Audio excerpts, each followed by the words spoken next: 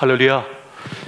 오늘 우리에게 주신 주님의 말씀을 이 시간 함께 보시겠습니다. 시편 52편 1절에서 9절까지의 말씀이 되겠습니다. 우리 한 절씩 보시고 마지막 9절은 같이 보시겠습니다. 포악한 자여, 내가 어찌하여 악한 계획을 스스로 자랑하는가? 하나님의 인자심은 항상 있도다.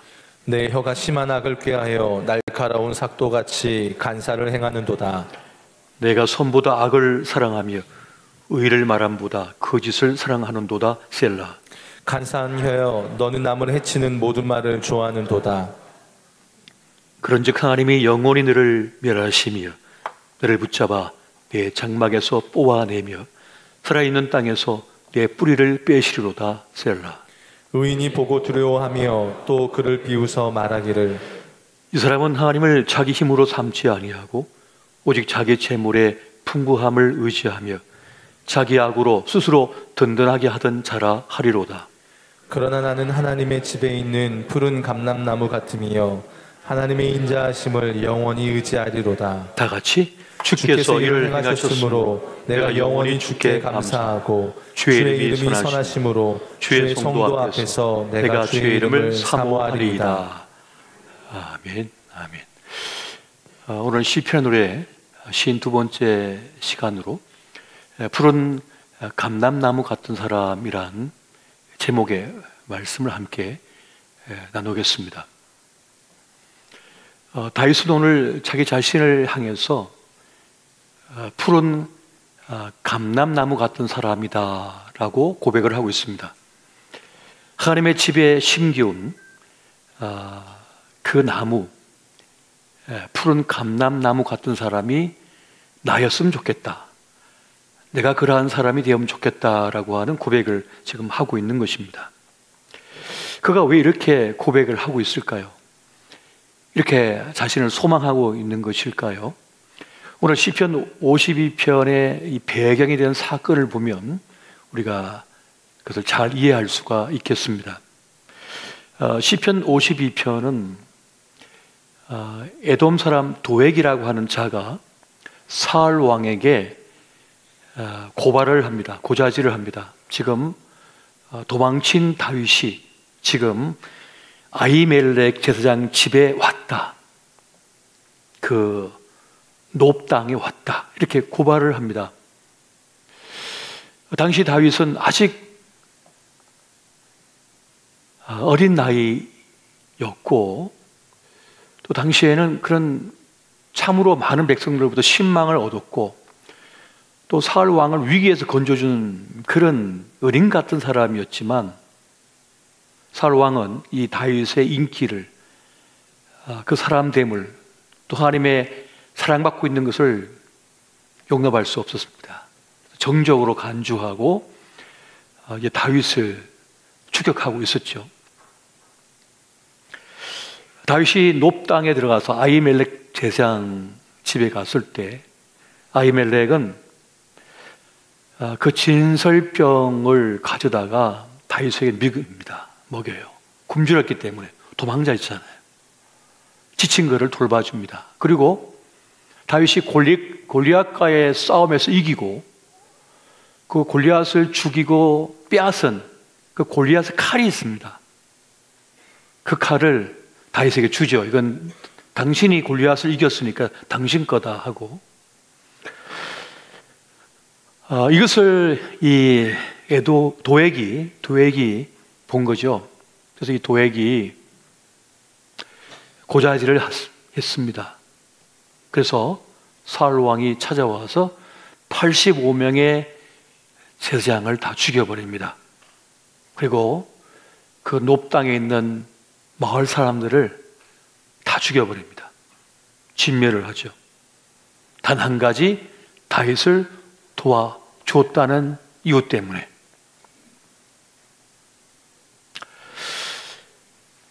다윗 한 사람을 살리고 돌보는데 이렇게 엄청난 피가 흘렀습니다. 그런 대가를 지불한 거예요. 다윗이 이것을 알았습니다. 자기 때문에 그 많은 사람들이 죽어가야 했다는 사실을. 나 한 사람 살리고자 돌본 것 때문에. 그래서 다윗이 깨닫는 거죠. 나 한 사람을 보호하기 위하여, 지키시기 위하여 주님께서 이렇게 많은 피를 흘리셨구나, 이런 큰 역사를 행하셨구나 하는 사실을 그가 깨달으면서 나는 하나님의 은혜로 심겨진 감람나무로구나 하는 것을 깨닫게 되는 것입니다. 나는 하나님의 집 그 시냇가에 심기운 감람나무다 라고 하는 고백을 그가 하게 되는 것입니다. 우리는 살면서 내가 누군지 돌아볼 필요가 있습니다. 종종 어떤 사건을 만나거나 어떤 일을 겪게 되면 나는 누군가, 나는 어디에 속한 사람이고 진정 나를 보살피는 분은 누군가, 나를 생존케 하는 분은 누군가라고 하는 것을 돌아볼 필요가 있습니다. 다윗은 하나님의 은혜 속에 자신이 있다고 하는 사실을 깨닫게 됐습니다. 내가 똑똑하니까, 내가 능력이 많으니까, 내가 잘났으니까, 내가 돈이 많으니까 난 원래 그래가 아니라 하나님의 은혜가 아니면 나는 그냥 끝났어야 되는데 내가 지금 있구나 하는 것을 다윗은 깨닫던 것입니다. 살면서 지금 평안한데도 불구하고 불안감에 빠진 분들이 있어요. 두려움 속에 있는 분들이 있습니다. 그것은 문득 자기의 실체를 깨닫기 때문입니다. 내가 한낱 인간이라고 하는 사실을 깨닫게 될 때 사람은 그 무의식 속에서 두려움이 와요. 불안감이 생겨요. 나 괜찮은 건가? 나 잘 살고 있는 건가? 하는 두려움이 험습하는 겁니다. 자기 비에, 자기 비참에 빠집니다. 자기 실존을 무의식 속에 경험하는 거예요. 그리고 사람들이 자기를 무시한다고 생각해요. 왜? 자기 자신을 이제 깨닫게 된 거거든요. 난 사실 그렇게 대단한 인물이 아닌데, 봐줄 만한 사람이 아닌데 라고 하는 것을 스스로 이 무의식 속에 깨닫게 되는 것입니다. 그래서 자신감이 어느 순간 없어지기도 해요. 운전대 앉았는데 운전을 못 하겠는 거예요. 집 문 밖을 나가질 못하겠는 거예요. 목회자라면 단에 올라오기가 두려운 거예요. 사람들 앞에서 문 가르친다든가 무슨 강의를 한다든가 그게 두려운 거예요. 내가 뭐라고 하면서. 나 앞에서는 지금 웃고 있는데 속에서 날 미워하는 거 아니야? 날 무시하고 있는 건 아니야? 라고 하는 생각이 들 수 있는 거예요. 이게 자기를 인식하는 인간의 본질적인 모습이라는 것입니다. 그래서 사람은 그를 잊어버리고 싶어서 대안을 찾습니다. 더 많은 돈을 벌어서 더 많은 사람을 만나서 술 한잔하고 계속 지지를 받고 싶은 거예요. 그런 두려움이 사람 속에 있단 말입니다. 더 나은 건강 보조식품을 먹고 싶고 건강을 더 챙겨야겠고 하는 그런 마음이 생기는 거예요. 괜찮은데도 괜찮지 않다고 느끼는 거죠. 이게 인간의 실존입니다. 근데 지금 다윗은 그 역경과 고난, 죽을 위기에서 그 많은 사람의 피 흘림을 통하여 자신이 보호받고 살아남을 통해서 하나님의 은혜를 자각했습니다. 다시금 깨달은 거예요. 원래 믿음이 좋아서도 믿음이 약해질 수가 있습니다. 이 근육이 탄탄한 사람도요, 한 달만 병원에 누워 있어 보십시오. 근육 다 빠져버리고요, 뼈다귀만 남습니다. 믿음의 근육도 계속 키우지 않으면 약해져요. 그래서 예배의 자리, 기도의 자리, 찬송의 자리, 묵상의 자리 안 나가면요, 어떻게 됩니까? 쪼그라집니다. 믿음이. 이 탄탄했던 마음도 쪼그라듭니다. 그냥 툭 건드리면 툭 넘어지고, 툭 건드리면 툭 넘어져 버립니다. 사단이가 와서 콕 누르면 그냥 쪼그라져 버려요. 엎어진다고요. 그냥 바람만 탁 걸어도 그냥 넘어가 버리는 거예요. 이것이 인간의 현실인 것입니다. 그래서 다윗과 같이 우리는 영적인 눈으로, 믿음의 눈으로 나를 바라볼 필요가 있어요. 은혜로 사는 것이구나. 은혜로 살았구나. 주의 돌보심이 지금 나와 함께 있는 것이구나. 주님께서 심기운 나를 심겨주셨다. 푸른 감람나무 같은 존재가 바로 나로구나 하는 것을 다윗이 깨닫게 된 것입니다. 그래서 시편 52편 8절에 그런 고백이 있는 겁니다. 우리 같이 한번 볼까요? 자, 시작. 그러나 나는 하나님의 집에 있는 푸른 감람나무 같으며 하나님의 인자하심을 영원히 의지하리로다. 아멘. 나는 하나님 집에 심기운 푸른 감람나무 같은 존재다. 나는 영원히 하나님의 인자하심을 의지할 것이다 라는 고백을 하고 있는 것입니다. 여러분, 하나님의 인자하심을 영원히 영원토록 의지하시기 바랍니다. 나는 주님을 의지한다. 주님을 의지하며 살아가는 존재다라고 하는 것을 고백하고 있는 것입니다. 감람나무는요, 성경적으로 보면 하나님의 백성, 하나님의 사람을 상징하는 것입니다. 감람나무는 나무 중에 나무라고 했습니다. 나무 중에 왕으로 인정을 받지요. 그래서 사사기 9장에 보면 감람나무에게 왕이 되어달라고 요청하는 그런 묘사가 있어요. 그러니까 감람나무가 나는 그럴 수 없어. 나의 기름은 나는 하나님을 위해 쓰임 받아야 돼. 나는 그럴 마음이 없어. 그러니까 이제 다른 나무들이 무화과 나무에게 찾아가서 무화과 나무야 우리의 왕이 되어줄래? 하면서 또 요청하는 그런 이야기가 나오잖아요. 그러니까 감람나무는 나무 중에 왕으로 불리는 귀한 나무입니다. 약속의 땅 가나안이 감람나무의 땅이었죠. 거기가 겟세마네 기도가 드려진 곳이 이 감람나무 숲이었습니다. 그래서 이 감람나무는 영적으로 보면 그 명칭이 축복과 사명의 나무입니다. 그만 귀한 것이에요. 의인의 상징이고 희망과 풍요의 상징이 되는 나무, 이게 바로 감람나무인 것입니다. 하나님의 축복을 받고 또 아름답게 쓰임받는 사명을 가진 나무가 감람나무였던 거예요.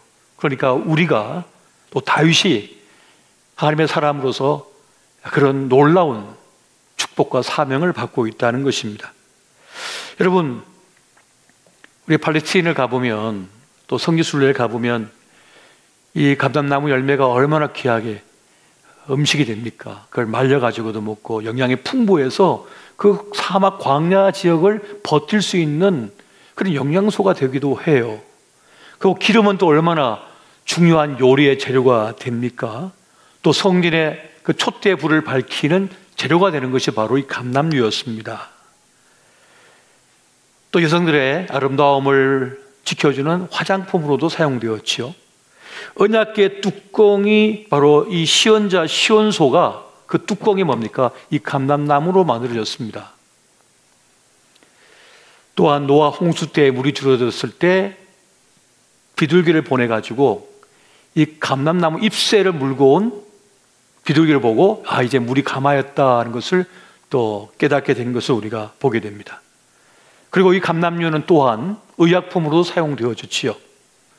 사람이 상처난 곳에도 바르지만 먹기도 했고 또 양들이 다쳤을 때에도 기름을 발라서 치료하기도 했던 그렇게 귀한 것이었습니다. 또 주님이 그 겟세마네 기도했던 그 자리가 그 감람나무 숲이었고, 그리고 우리 주님도 감람나무 말구에서 또한 태어나시고, 주님이 성천하신 곳도 감람산이었으며, 시냇가에 심은 나무를 얘기할 때 그 시냇가에 심겨온 나무도 감람나무였던 것을 보게 됩니다. 시편 1편 3절에 보니까 그런 시냇가에 심은 나무가 철을 따라 열매를 맺으며 그 잎사귀가 마르지 아니함 같으니라고 할 때 바로 그 시냇가에 심겨온 나무가 감람나무인 것을 또한 봅니다. 그러니까 감람나무라고 하는 이 상징은 정말 놀라운 거죠. 그런데 중요한 것이 있습니다. 팔레스타인의 감람나무는 보통 한 15년 이상 정도 돼야 이제 제대로 값어치를 하기 시작합니다. 오래 걸린다는 거잖아요. 우리도 이 믿음의 사람들, 믿음의 일꾼들도 금방 만들어진 게 아닙니다. 탄생하는 것이 아닙니다. 시간이 오래 걸려서 뿌리를 깊이 주님께 내리고 그 척박한 환경 속에서 그 거친 환경을 버텨내는 과정 가운데서 뭡니까? 아름다운 목재가 되고 또 만난 열매를 맺고 쓰임새가 귀한 그런 존재가 될 수가 있는 것이에요. 그래서 지금 현재까지 밝혀진 바로는 2300년이 넘은 감람나무가 지금도 살아있다는 이야기를 합니다. 아마 더 오래된 것도 있을 수 있을 것 같아요. 그런 나무들이 귀하게 쓰임받고 있는 거죠. 그런데 이 팔레스틴 감람나무는 독특한 면역체계가 있다고 그러잖아요.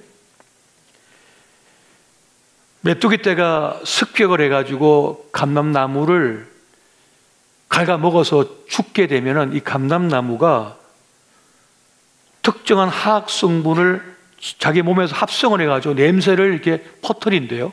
그럼 바람에 의해서 이 냄새가 다른 감람나무에게 접촉이 되면 그 감람나무들이 어떻게 분석했는지 모르지만 스스로 자발적으로 그 성분을 만들어내가지고 메뚜기 떼를 퇴치한답니다. 그러니까 특별한 그런 면역 체계가 있다고 얘기를 해요.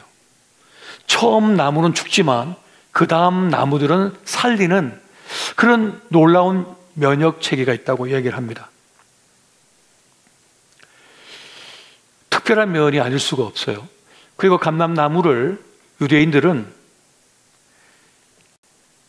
기약의 뿐만 아니라 자기 자녀들을 향해서도 너는 감람나무의 열매다라고 하는 것을 주입교육을 시킨다고 합니다. 너는 감람나무 열매다. 우리 조상들은 사막에 뿌리를 내리고 비 한 방울 오지 않는 이 열악한 환경 속에서도 살아남아 인고의 세월을 견디며 너라고 하는 열매를 맺었다.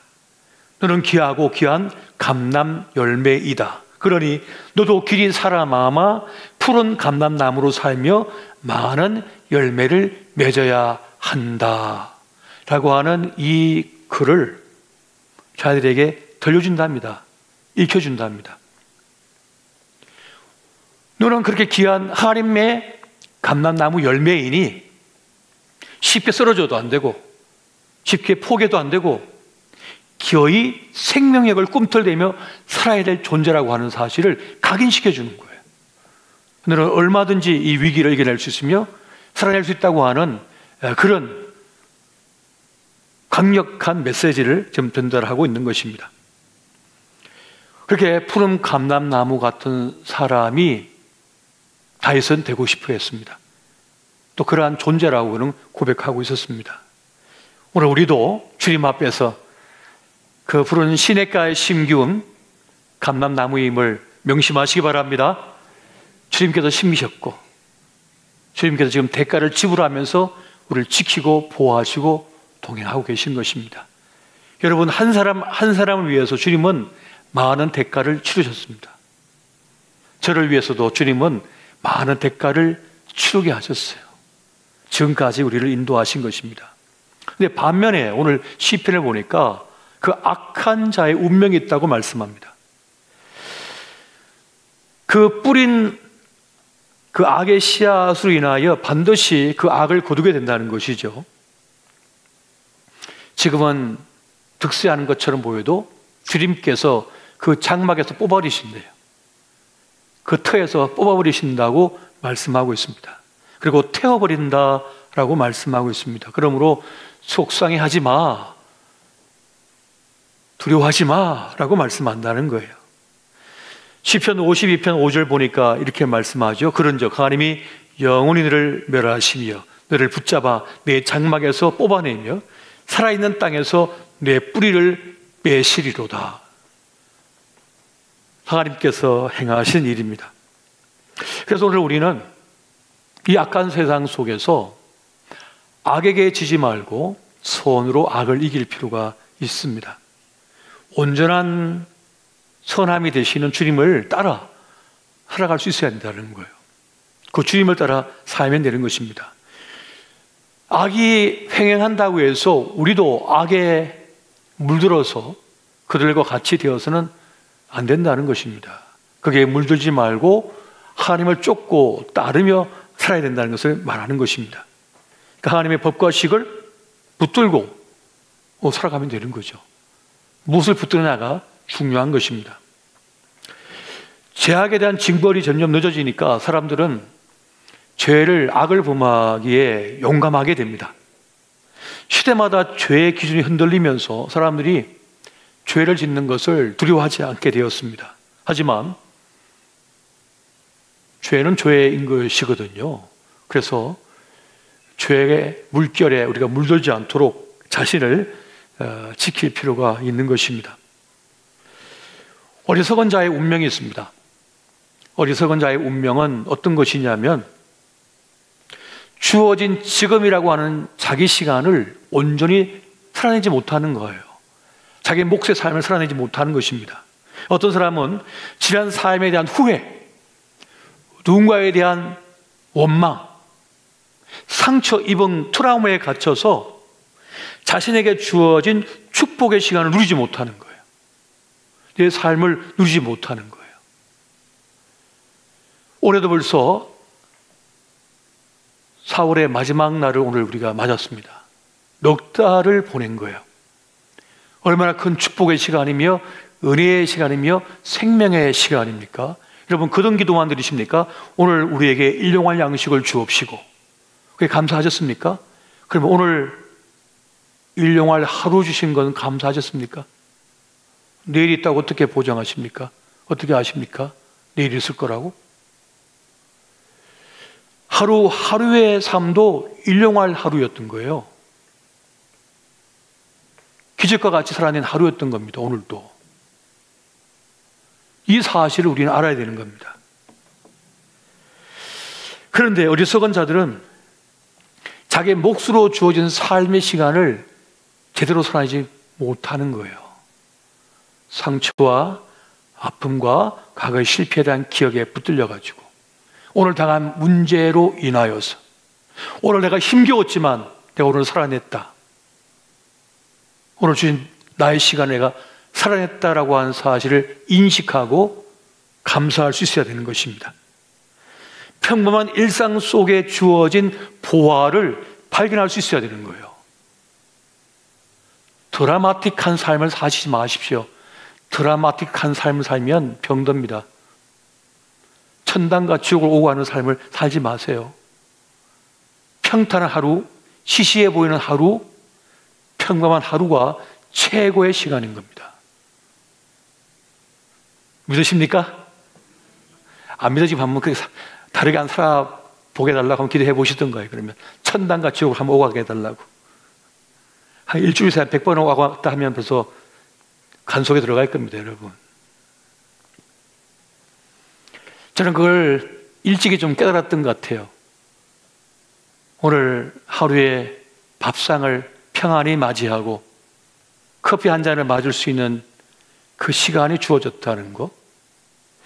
내가 만나고 싶은 사람에게 전화를 걸어서 통화할 수 있다는 그 사실 하나만으로도 참 얼마나 귀한 하루인가 라고 하는 것을 제가 35살 때 깨달았어요. 가로사 할 뻔 해갖고 깨어나가지고 이 얼마나 귀한 하루인가.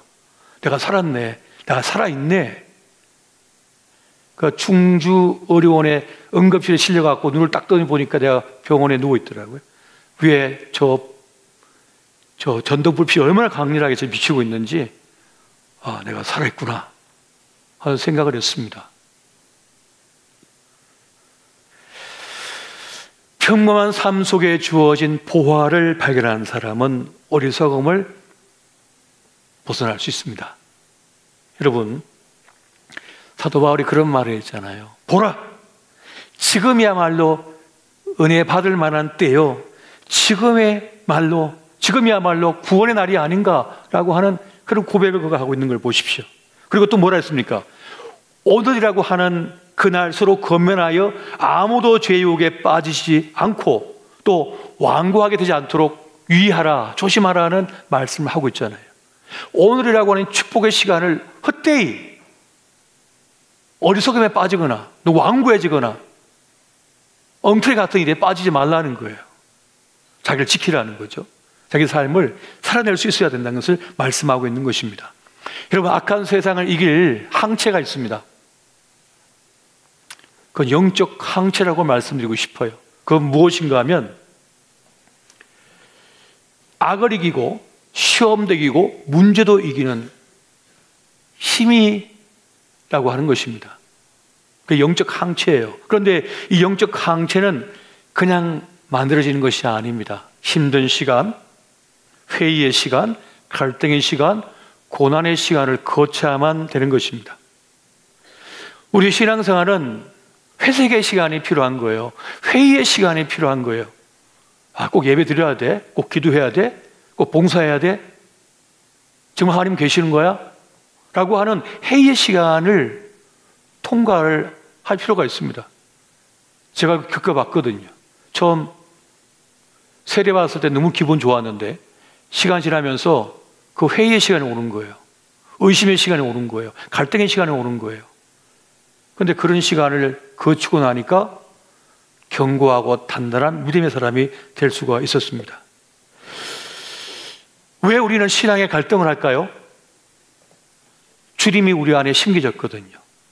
생명이 우리 안에 들어왔거든요. 우리가 백신을 맞아도 몸에서 진통하지 않습니까?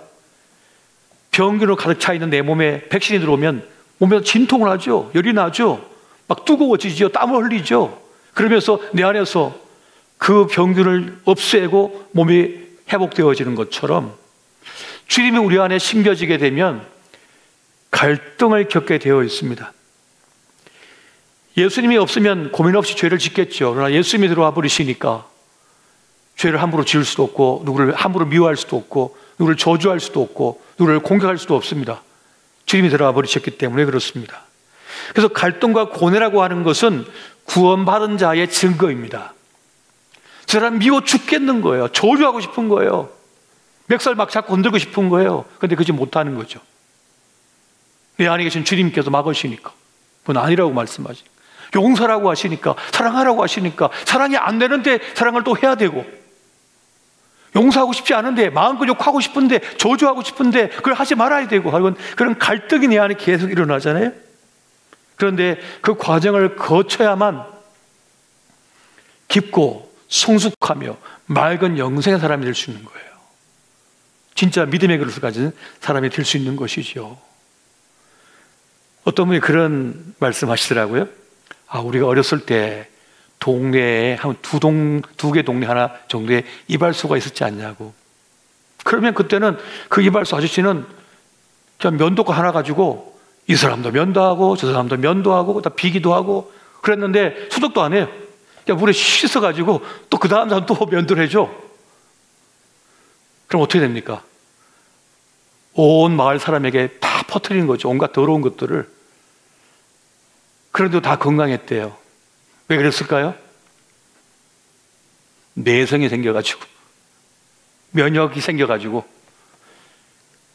그 아기를 우유병도 처음에는 끔찍하게 소독하다가 좀 크면 소독을 별로 안 하잖아요. 왜 그럴까요? 적당히 하는 것도 필요하거든요.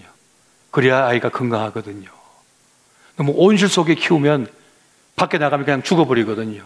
그러니까 조금씩 거친 세상도 맛보게 하면서 건강을, 면역체계를 가진 사람이 되는 거잖아요. 그 말씀 하시더라고요.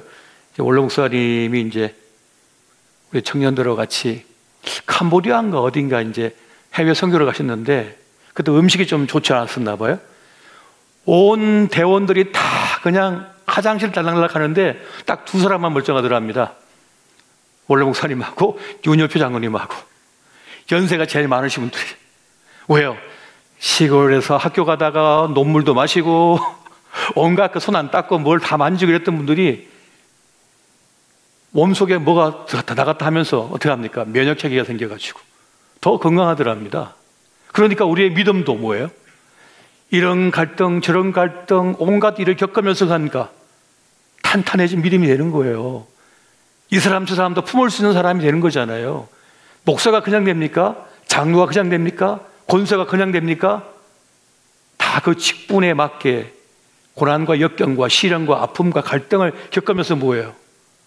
품이 넓은 사람이 되고 그 큰 무게도 짊어질 수 있는 십자가의 사람이 되는 거죠. 그래서 주님께서는 흔들림 없고 견고한 죄의 십자가를 짊어질 수 있는 사람으로 만들어 가시기 위하여 진짜 감람나무, 그 하나님의 존귀한 사람을 만들기 위해서 그 과정들을 거치게 한다는 것입니다. 난 다 큰 줄 아는데 주님께서 말씀하는 겁니다. 덜 컸어. 덜 컸대요. 우리 보고 주님께서. 나는 많이 배웠는데요? 나 성경 많이 읽었는데요? 아니, 덜 컸어. 저도 더 커야 됩니다. 배울 게 너무 많고 모르는 게 너무 많습니다. 그리고 감당할 몫이 너무 큰데 그걸 위해서는 더 단련되어지고 또 시련을 겪어야 되는 것이죠. 여러분, 푸른 감람나무는 그 척박한 땅에, 물 한 방울 내리지 않는 그 땅에 뿌리를 깊이 내리고 자랍니다. 그래서 그 척박한, 그 거친 세상을 살아가는 동식물에게, 사람에게 그늘을 제공하고 가장 영양이 풍부한 감람 열매를 제공하고 의약품이 되기도 하고 주의 거룩한 성전을 만드는 제목이 되기도 하고 그리고 그 등잔에 불을 밝히는 감람류가 되고 그래서 세상의 희망과 거룩한 빛이 되는 그런 역할을 감당합니다. 주님은 우리에게 그 푸른 감람나무의 사명을 감당하고 말씀하고 계신 겁니다. 오늘 저와 여러분이 이 척박한 세상, 이 어려운 세상, 위기가 가득한 세상 속에서 세상에 불 밝히고 주님의 생명의 꼴을 먹이고 또 그늘이 되어주고 보호막이 되어주는 그런 영광된 삶이 되시기를 예수 이름으로 축원드립니다.